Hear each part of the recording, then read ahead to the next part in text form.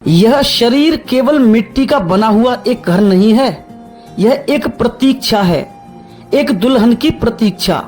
और उस दुल्हन का नाम है आत्मा। सदियों से मनुष्य बाहर विवाह करता रहा, लेकिन बहुत कम लोग समझ पाए कि बाहरी विवाह केवल एक प्रतीक है, एक संकेत है, एक गहरा आध्यात्मिक इशारा है। और जब कोई स्त्री विवाह के दिन 16 श्रृंगार करती है, मांग में सिंदूर भरती है, हाथों में मेहंदी रचाती है, आंखों में काजल लगाती है, शरीर पर सुगंध लगाती है, तो वह केवल शरीर को सुंदर नहीं बना रही होती, वह अपने भीतर यह घोषणा कर रही होती है कि मैं अब किसी और की हो गई। और यही तो साधना का सार है। जिस दिन आत्मा यह कह दे अब मैं संसार की नहीं, अब मैं केवल परमात्मा की हूँ, उसी दिन भीतर वास्तविक विवाह घटता है। मीरा इसी रहस्य को जान गई थी, इसलिए उन्होंने किसी मनुष्य को पति नहीं माना। उन्होंने कहा मेरे पति तो गिरधर गोपाल हैं। लोगों ने समझा मीरा पागल हो गई, लेकिन सच तो यह है कि संसार अभी सोया हुआ था और मीरा जाग गई थी, क्योंकि जो आत्मा परमात्मा को अपना प्रियतम मान लेती है, उसके लिए संसार का हर संबंध फीका पड़ जाता है। फिर बाहर का प्रेम केवल छाया लगता है और भीतर का मिलन ही सत्य लगता है। तुमने देखा होगा जब कोई पत्नी अपने पति के आने की खबर सुनती है तो वह स्वयं को सजाने लगती है। क्यों? क्या पति केवल उसके चेहरे को देखने आता है? नहीं, वह सजना एक प्रतीक है। वह कह रही होती है कि मैंने स्वयं को तुम्हारे योग्य बनाया है। ठीक यही बात साधना में है। परमात्मा हर क्षण तुम्हारे द्वार पर खड़े हैं, लेकिन आत्मा अभी तैयार नहीं है। आत्मा अभी संसार की धूल में लिपटी हुई है, जैसे वासना में, क्रोध में, ईर्ष्या में, अहंकार में, भय में। और इन मैले वस्त्रों में वह दिव्य मिलन कैसे घटे? इसलिए संतों ने कहा आत्मा का भी श्रृंगार करो।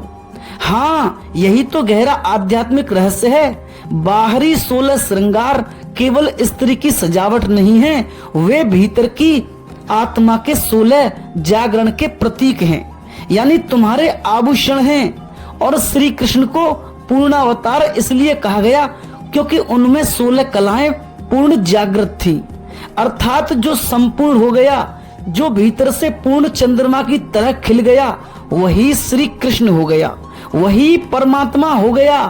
इसलिए भक्त कवियों ने कहा कि आत्मा दुल्हन है और परमात्मा उसका प्रियतम। लेकिन यह मिलन तब तक नहीं होता जब तक आत्मा स्वयं को भीतर से न सजा ले।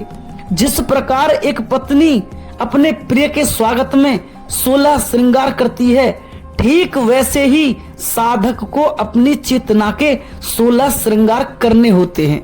ये श्रृंगार सोने चांदी के नहीं होते, चेतना के हैं, क्योंकि बाहरी श्रृंगार मिट जाते हैं, भीतरी श्रृंगार मृत्यु के पार भी साथ चलते हैं।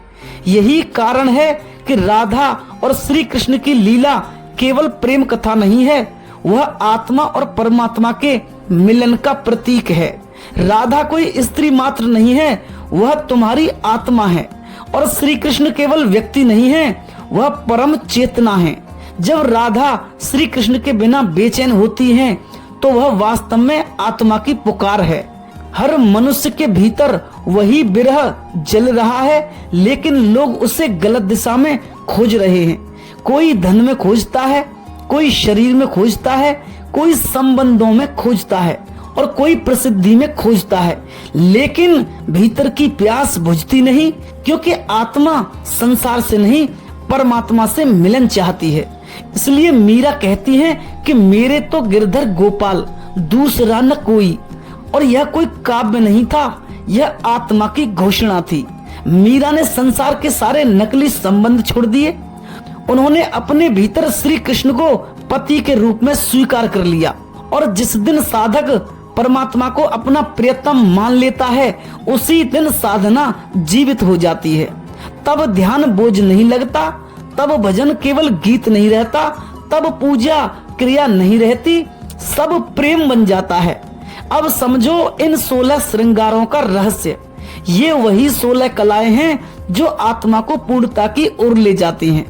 पहला श्रृंगार है श्रद्धा, दूसरा श्रृंगार है समर्पण, तीसरा श्रृंगार है प्रेम, चौथा श्रृंगार है करुणा, पांचवा श्रृंगार है सत्य, छठा श्रृंगार है ध्यान, सातवां श्रृंगार है मौन, आठवां श्रृंगार है धैर्य और नौवां श्रृंगार है क्षमा, 10वां श्रृंगार है सरलता, 11वां श्रृंगार है विरक्ति, 12वां श्रृंगार है पवित्रता, 13वां श्रृंगार है साक्षी भाव, 14वां श्रृंगार है आनंद और 15वां श्रृंगार है भक्ति और 16वां श्रृंगार है शून्यता यानी निर्विचार अवस्था। जब ये 16 कलाएं भीतर जागती हैं तब आत्मा श्री कृष्णमय हो जाती है। फिर साधक बाहर श्री कृष्ण को नहीं खोजता, वह भीतर बांसुरी सुनने लगता है। और वह बांसुरी क्या है? वह परमात्मा की पुकार है। लेकिन यह पुकार केवल वही सुन सकता है जिसका मन शांत हो गया हो, जिसकी वासनाएं शांत हो गई हो, जिसने भीतर का श्रृंगार कर लिया हो। यही कारण है कि पुराने संत बार बार कहते थे कि स्वयं को सजाओ, लेकिन संसार ने उसका अर्थ शरीर समझ लिया। जबकि संत आत्मा की बात कर रहे थे।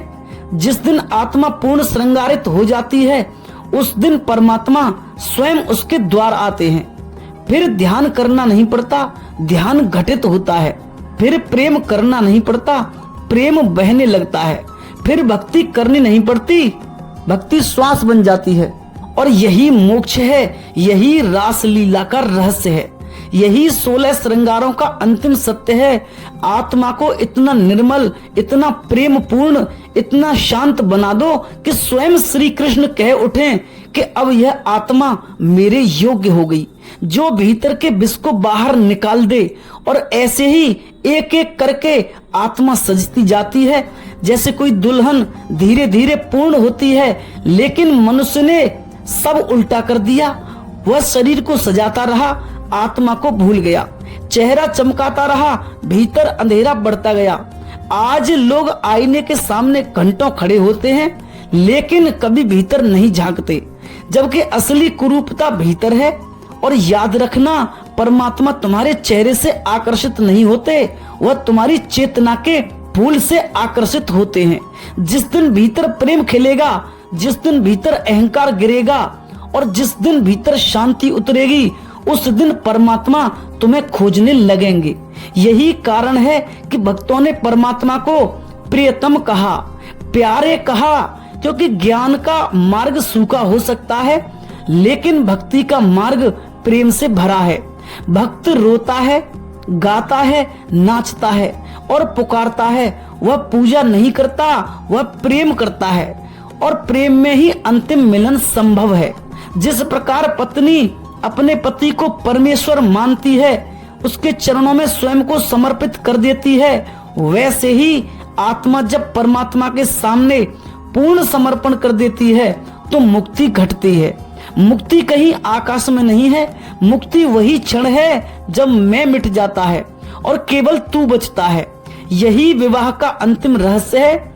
इसलिए सनातन परंपरा में विवाह केवल सामाजिक व्यवस्था नहीं था, वह ध्यान का प्रतीक था। वह याद दिलाता था कि जैसे दो शरीर मिलते हैं वैसे ही एक दिन आत्मा को परमात्मा से मिलना है।